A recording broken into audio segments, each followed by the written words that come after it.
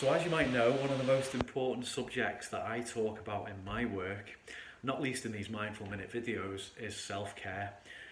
It's crucially important that we regularly make time to do the things that we need to do to take care of our mental health and well-being, and to support others around us to be able to do so too.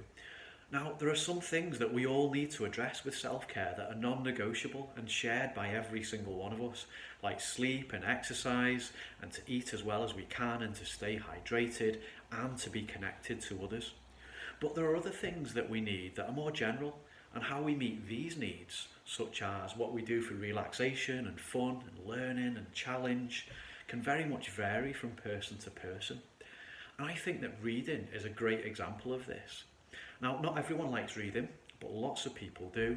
And if you do like it, there are so many different ways that reading can be enjoyed. There are endless opportunities to discover, to learn, and to relax and to have fun. And whether it's books or audiobooks, or on a device, or on a website, or more. Now, personally, I love reading in lots of ways. I love reading history and different languages and cultures, about philosophy, science, psychology, and sport. I love news articles, biographies, and non-fiction, but I also love novels too, and I find that they're a really helpful way to take some time out from work or daily tasks and to get immersed in a story and enjoy learning about and being with the characters involved.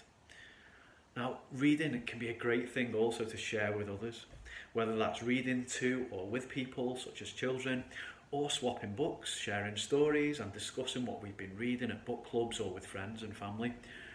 So it's great for our own self-care, but it's also a great way to connect with others and support them with theirs too. And I want to share with you a novel that I'm reading at the moment. It's called The Young Team by Graham Armstrong, and it's shaping up to be one of my all-time favourites. Now, I find it to be, amongst other things, an inspiring story about relationships and hope. And I've worked in mental health for the best part of 20 years, hearing so many people's stories, and I also have my own lived experience too.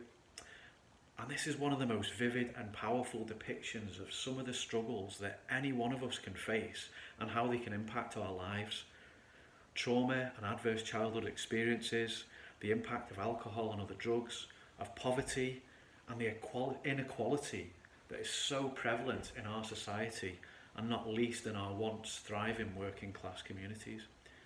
I just want to say at this point as well that I've not been asked by the author or publisher, or indeed anyone at all, to mention this. I just wanted to share my recommendation for a masterpiece of a book that will resonate with many, many people.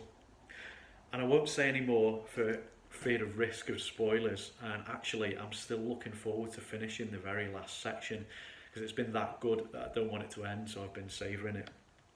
So I hope you've enjoyed this Mindful Minute about the endless possibilities of reading in any way that works for you for self-care.